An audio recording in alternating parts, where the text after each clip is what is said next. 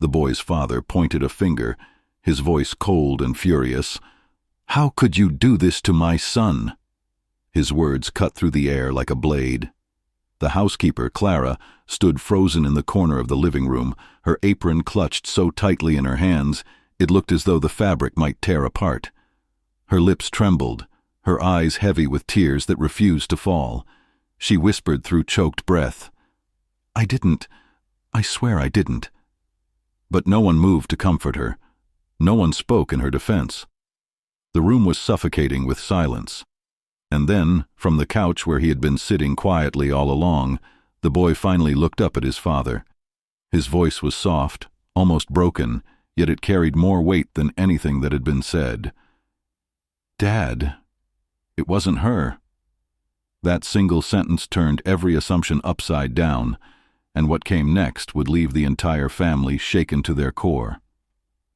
Before we go deeper, let us know in the comments where you're watching from. We'd love to hear from you. And if you're new here, click on the subscribe button so you never miss the stories that make you ask yourself, what would I have done? His name was Mr. Johnson, a man who had built his fortune from nothing, a businessman respected in the community, feared by his rivals, and admired by neighbors for his success. In the polished halls of his home, he was a man who demanded respect. His son, Jake, only 7 years old, was the center of his world, or at least that's how it appeared from the outside. And then there was Clara. She wasn't just the maid. She was the woman who had practically raised Jake since he was a baby. She prepared his meals, tucked him into bed, wiped away his tears when he fell, and whispered encouragement when his father's discipline felt too harsh. To Jake, she wasn't an employee. She was family. And for years that bond seemed unbreakable. But behind closed doors, whispers began to circulate. Quiet conversations among relatives during family gatherings, knowing glances between neighbors, subtle suspicions that no one had the courage to say aloud. When a child says something strange, the grown-ups listen. And one day, Jake said something that turned Clara's world upside down. The accusation spread like wildfire, cold, harsh, and unforgiving. Clara was accused of something unthinkable, harming the very boy she had loved and cared for like her own. It didn't matter that she pleaded, "I could never hurt him." In that moment, her words were dust against the storm of doubt. And as any mother, sister, or daughter would know, an accusation like that doesn't just wound, it destroys. Her reputation, her freedom, her entire future balanced on the edge of a single terrifying question. Was she guilty? The Johnsons' home, once a place of laughter and order, became suffocating with suspicion. Every corner seemed to echo with unanswered questions. Every silence grew heavier. Every glance felt like judgment. And Clara, loyal, gentle Clara, was trapped in the middle of it, with nowhere to run. But what no one expected was that the truth would come from the lips of a 7-year-old boy. For nearly a decade, Clara had been more than a maid in the Johnson household. She was the quiet heartbeat of the family's daily life.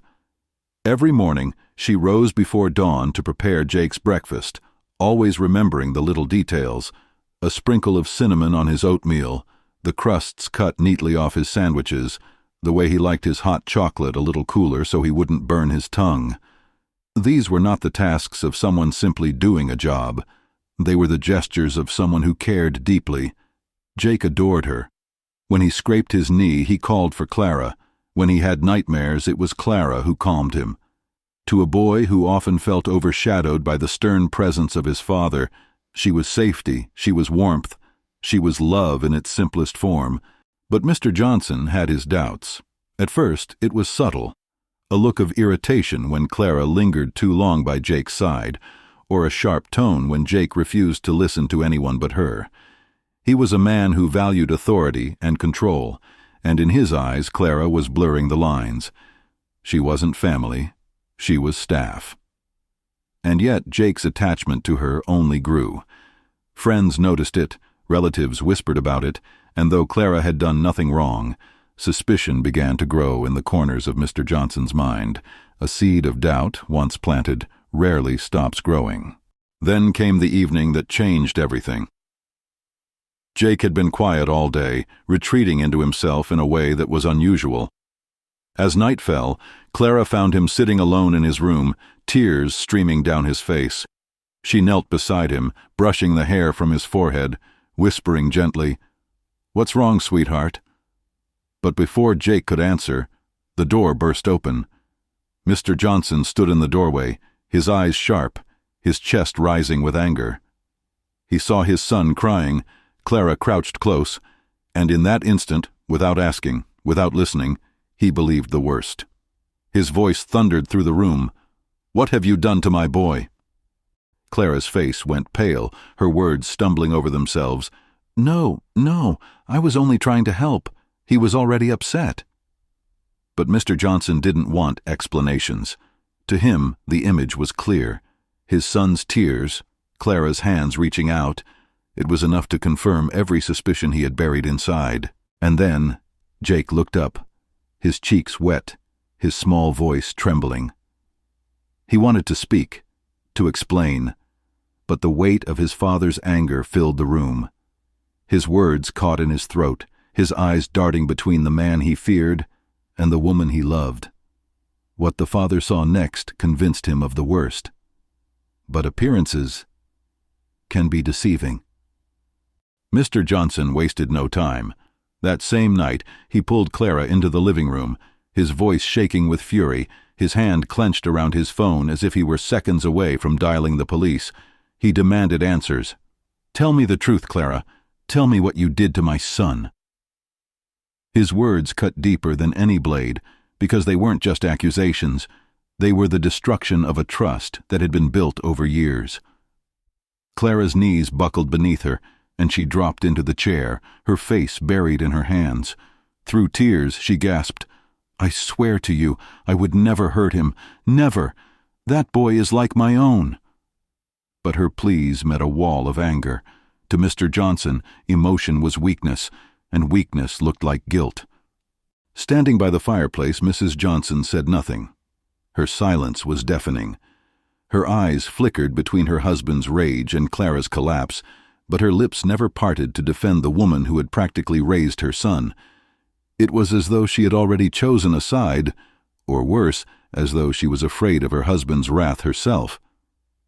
Clara searched her face desperately, looking for any sign of support, any glimmer of belief, but found only stillness. The loneliness in that silence was almost unbearable. The interrogation dragged on. Mr. Johnson pressed harder. "Why was he crying, Clara? Why was he afraid? If you didn't hurt him, then explain it." His voice grew louder with every word, echoing against the walls, until it seemed the entire house was holding its breath.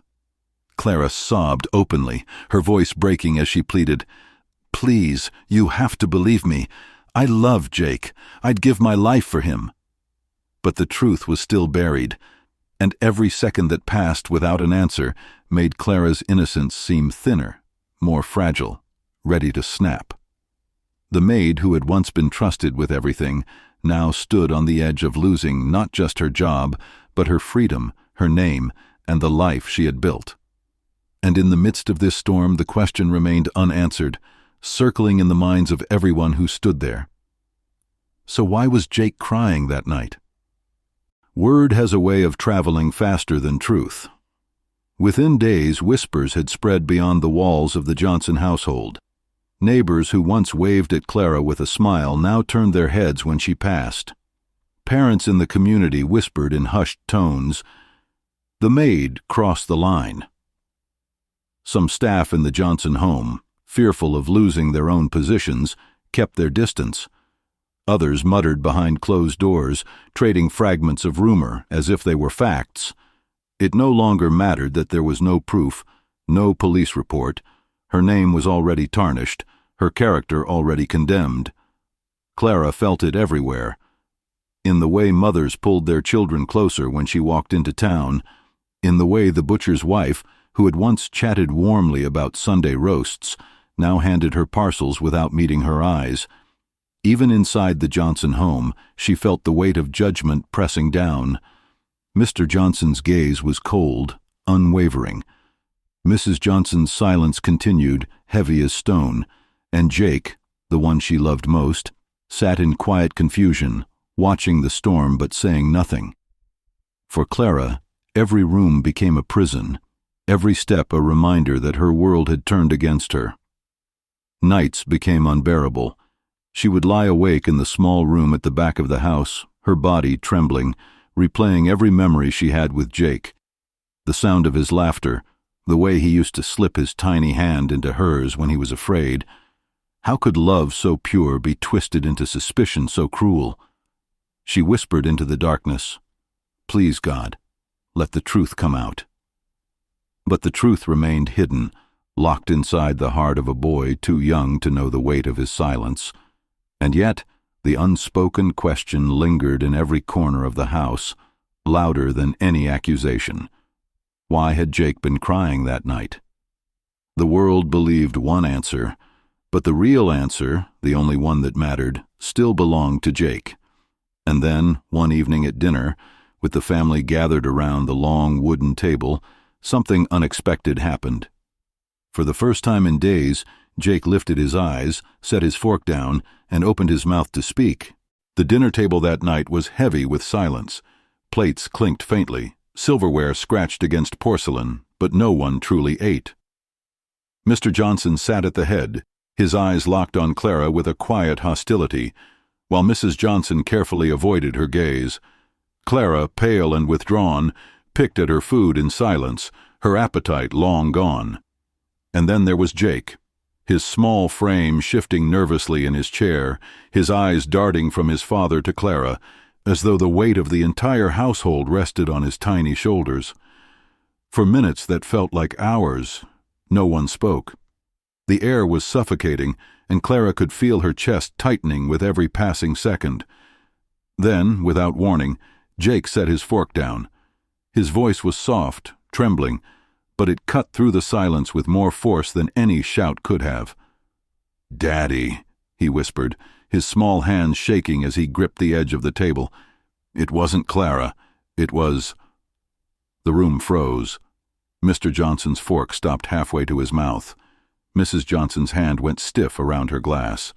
Clara, her heart pounding against her ribs, lifted her eyes in disbelief.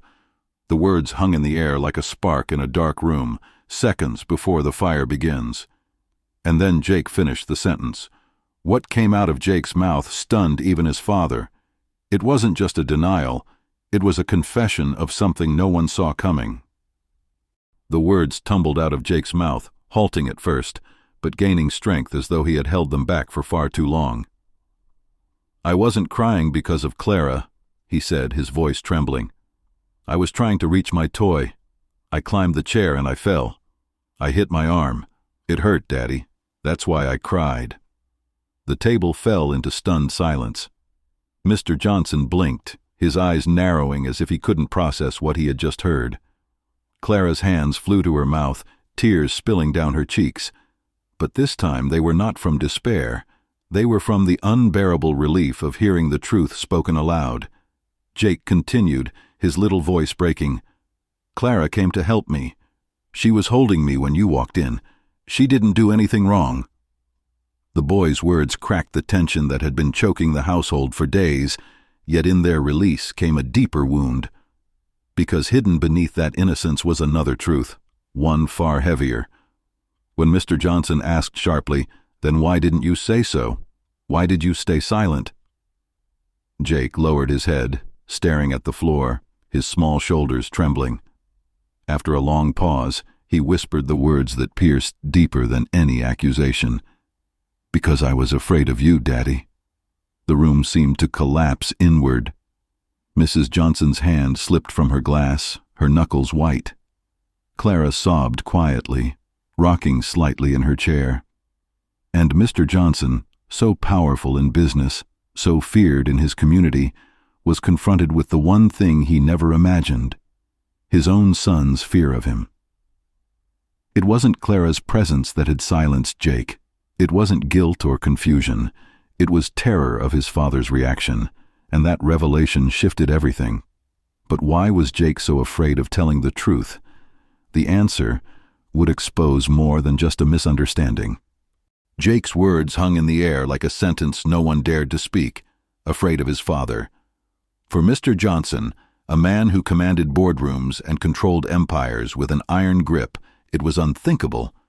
Yet here it was, spoken by the one person whose opinion mattered most, his own son. The truth was, Mr. Johnson's presence at home had always been more shadow than substance. Long hours at the office, endless business trips, and when he was home, his temper filled the house. His voice often louder than it needed to be, his punishment stricter than the situation required. To outsiders, he was a provider, a man who had given his family everything. But inside those walls, what he had given was fear. Fear that silenced his wife. Fear that caged his son. Fear that left Clara to step into the role he never fulfilled. It was Clara who bandaged scraped knees, who stayed up with Jake through fevers, who read him stories when nightmares woke him in the night. She had been more of a parent to Jake than Mr. Johnson ever was, and now, in front of his wife, his servant, and his child, that truth was being spoken aloud for the very first time. Jake's small voice trembled as he looked at his father, his eyes brimming with tears. "I feel safer with Clara than with you." The words struck harder than any blow. Mr. Johnson's face drained of color, his fork clattered against the plate. His pride, built over years of success, control, and authority, shattered in an instant. He sat there, stunned, a man who had conquered everything outside his home, only to realize he had lost the one thing that mattered inside it, the trust of his son. In the stillness that followed Jake's words, Mr. Johnson was left face to face with a reality he could no longer deny. His suspicion, his rage, his refusal to listen, had almost destroyed the life of an innocent woman. Clara's reputation was hanging by a thread, her years of loyalty nearly erased by a single false accusation. The weight of that truth settled over him like a mountain pressing down, and for the first time, his authority felt small. It was then that Mrs. Johnson finally broke her silence. Her voice was steady, but her eyes betrayed years of fear and quiet endurance. "I knew," she said softly, "that your anger was the real danger. You never trusted Clara because you could not see past your own pride. You were so afraid of losing control that you nearly cost us the only person who has ever truly been there for our son." Her words cut sharply, not with volume, but with the honesty of wounds long buried. Clara sat quietly, her hands clasped tightly in her lap. She had no victory in this moment, no sense of triumph, only exhaustion. She had given years of her life to this family, loved Jake as her own, and now she was faced with an impossible choice. Could she forgive them, remain in a house that had nearly cast her out as a criminal?